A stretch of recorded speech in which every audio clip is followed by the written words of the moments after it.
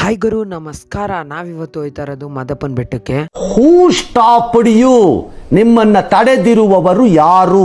ಇಲ್ಲಿಂದ ನಮ್ಮ ಅಮ್ಮನಿಗೆ ರಿಕ್ವೆಸ್ಟ್ ಮಾಡ್ಕೊಂಡು ಮಾದಪ್ಪನ ಬೆಟ್ಟಕ್ಕೆ ಹೊರಡ್ದೆ. ಪ್ಲಾನ್ ಹಾಕೋದೇನೋ ಹಾಕ್ಬಿಡ್ತೀವಿ, ಅದು 1 ತಿಂಗಳಿಂದ 2 ತಿಂಗಳಿಂದ ಎಷ್ಟೊಂದು ದಿವಸದಿಂದ ಕಾಯ್ಕ ಕೂತಿರ್ತೀವಿ ಇಷ್ಟ ದಿನಕ್ಕೆ.